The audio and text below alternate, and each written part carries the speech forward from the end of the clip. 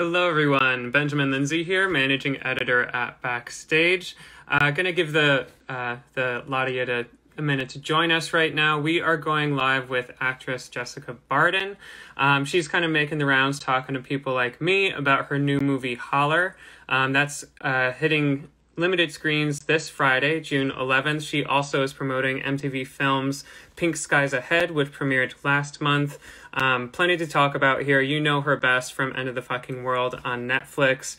Such a talented young actor, and I believe calling in from Australia today. So I'm in upstate New York. She's in Australia. We're going to connect through the magic of the internet and get it going from here. But thank you for joining us today. I'll see if she's in our audience. Oh my God. Hi there. I just blew out a candle and it's kind of like still smoking and I'm like, oh wait. You can't see it on camera. You're fine. Yeah. I love the smell of a blown out candle. So. Me too. Yeah. It reminds me of birthday parties, Absolutely. blown out candles. Yeah. Well, where are you in the world right now? You're calling in from Australia, right? I'm in Australia. Can you hear me okay? Yeah. Can you hear me? Yeah, of course. I'm in Australia. I'm in Sydney. I actually leave tomorrow. Okay. Well, thank you for making the time to chat. I know that it's morning your time. It's coming up on evening my time in New York. So I'm glad that we could work this out. Thank you so much for having me. Yeah, of course. And congrats on Holler. I know that is coming out this Friday, June 11th. Really, really loved your performance in this one. Tell us a bit about, for those tuning in to our live right now, tell us a bit about your character and how you first came to this project. It's such a great little indie, but also seems pretty separate from things that you've done in the past. Thank you. That's always the idea. So yeah. The movie is about a girl named Ruth who lives in Ohio. It's like, definitely a working class story. And she wants to go to college. She has hopes and dreams. But the movie follows what it's like for people that live in the middle of America or anywhere. This isn't just, it is an American story, but it can be taken anywhere. Like you can, I'm England and I related to this film. And it shows what it's like for young people that want to do something different than the family or the people that they see around them, and the struggle of what it's like to be the person in your family where you're like, oh, I just nearly swore, but I don't think I'm allowed to swear. Where you're like, I want to do something different. Like, why do I want to be different than everybody else? Like, why do I want to reject where I come from? And the sacrifice that you have to make and like the loneliness of it. But also this movie is fun. It's not like a depressing movie where cry all the time. And my journey to this movie was actually really conventional.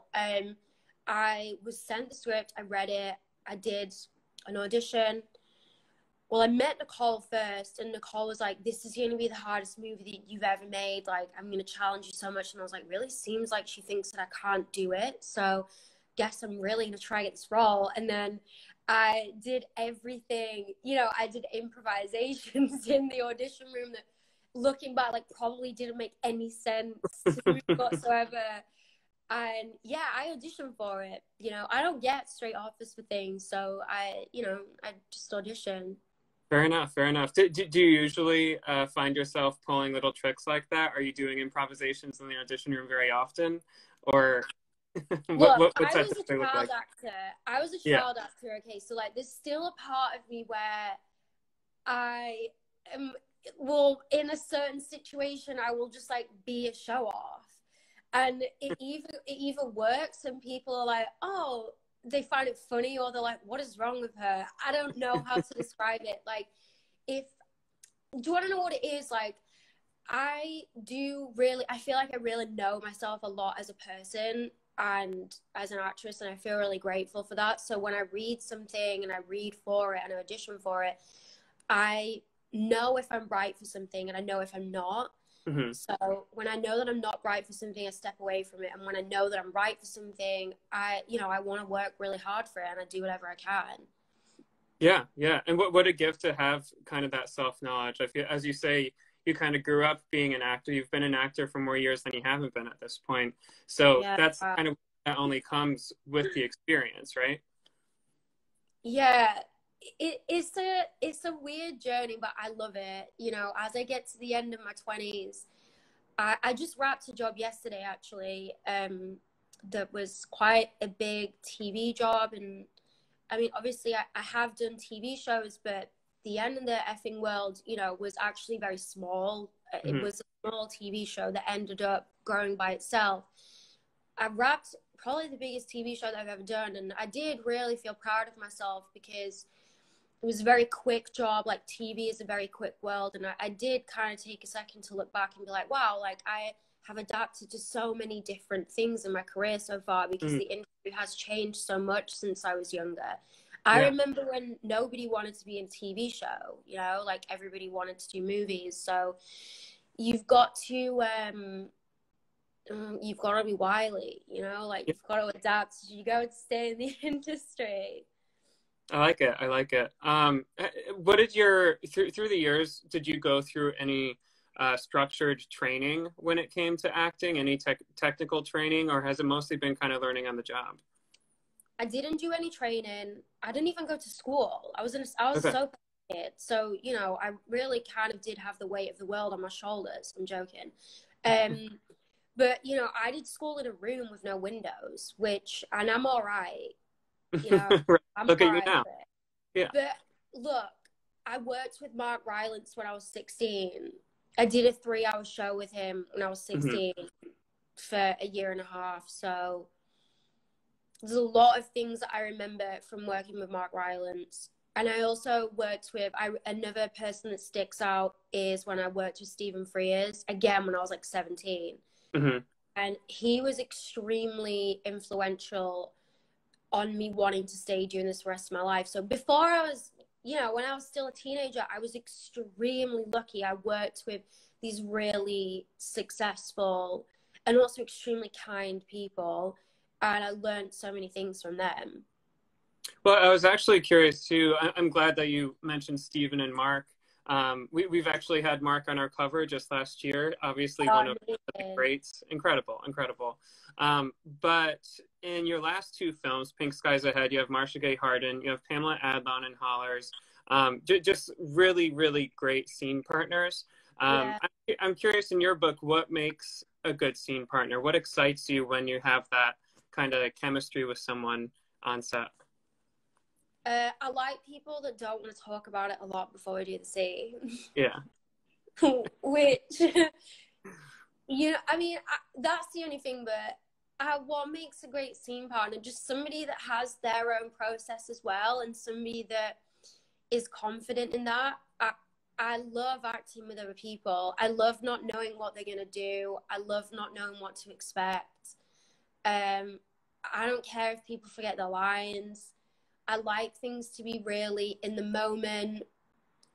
I don't want to talk about it. So many people probably don't want to work with me because of that. Like, I don't like rehearsing. I, I'm really happy to just kind of turn and be like, yeah, learn the lines. Let's see what's happened. Let's see what's going to happen. So I love working with people that are the same and, you know, kind of get you know, it's not a big deal. Like, Hmm. doing acting and making a movie or a TV show, even if you're doing like a horrible scene, it is fun and it's make believe. And if it doesn't go right, you can just do it again. You Hmm. know, people are just like relaxed and go with the flow with it. Yeah, yeah, absolutely. And I mean, to talk about it too much almost over intellectualizes it, and then you kind of fall, you lose some magic, right? You lose some of the I ability to, don't like talking about it. yeah, Like I'll talk about the story overall. I love that because I like to talk shit. Like nobody talks more shit than me. You know, I love having like just long-winded conversations about the whole project. I don't want to talk about the scene. Like, yeah, I don't like that. Just get on with it and it'll be all right. And if it's yeah, not like, just do it again. give another take, yeah. Yeah, Um, well, when it comes to Holler, as you say, obviously it takes place in this manufacturing town in Southern Ohio, yeah. uh, a experience that isn't really relative to yours. How did you kind of research? What kind of prep work went into finding the truth of what this character was going through? Well, I worked in a scrapyard for real. Mhm. Okay. So you learned. we, Yeah, that was a real working scrapyard. Yeah. Like when we were filming, people were dropping off cans and cars. So we worked there, and I really enjoyed it, actually. I quite like doing practical things like that. So we worked in the scrapyard. Also, me and the actor Gus Halper, who played my brother, were left in the middle of nowhere in a house in Ohio, which was, you know, and it snowed, and we were just like, oh my God, like what? You know, I don't want to say that we were left to survive, but we were left to survive. It also was a polar vortex in Ohio. The universe gave us an extremely immersive experience, truly like surviving Ohio. But I just want to say, like, I loved it there. I loved the people there, and the landscape. People are going to be like, "What is she talking about?" The landscape of Ohio really informs you of like everything that you need to know. Like, it's so flat. Something can look really close, but it's really far away. And I was like, yo, it's kind of like a good metaphor for the characters in this movie. So just like being in Ohio and being left in the middle of nowhere for the first week. By the way, we were terrible at fending for ourselves in the middle of nowhere. We just watched Mary-Kate and Ashley movies and ate Chipotle. But which Mary-Kate and Ashley movies? Do you have a favorite? Oh, It Takes Two, the one when they're kids. And also recently rewatched New York Minute. And that's what I was going to say. I love New York Minute. Because that was when they really started turning into like style icons. And everybody was like, wow, we want to be like Mary-Kate and Ashley. Right. And now look at them now. It's great. Yeah. They were like incredible business women. Oh, from day one. Yeah. They were incredible. Yeah. Well, two more questions for you.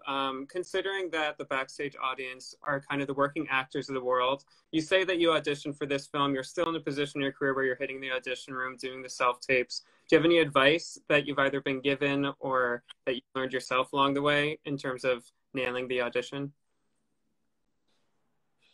Look, you're going to get the parts that you're meant to get. Yeah. You know what I mean? Like, you get the things that are right for you. And the ones you don't get, you weren't meant to do it. And that's it. Like, you just gotta, it's kind of just like what you would apply to your life, really. What you're meant to do isn't gonna pass by you. And like, you just believe in that. It's not a great industry. Like, it's not nice. Like, there's more rejection than success. And the only other thing I would say is like, don't get a tough skin. You know, with all the rejection, a lot of people talk about how, you know, you have to have a tough skin. Like, don't harden yourself to the industry. If you wanted a role and you didn't get it and you want to cry, cry. Because also don't forget that the whole point of being an actor and being creative is that you are emotional, and don't deny those experiences. Like, if something good happens to you, like, be happy, like, celebrate every single win that you get, even if it's big or small.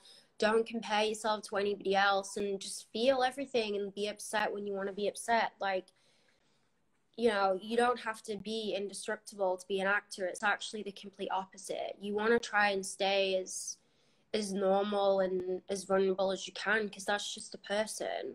Yeah, absolutely. I love it. Well, that about checked all my boxes here. It's been great to get to know you a little bit. Thank you for sharing some time with us today.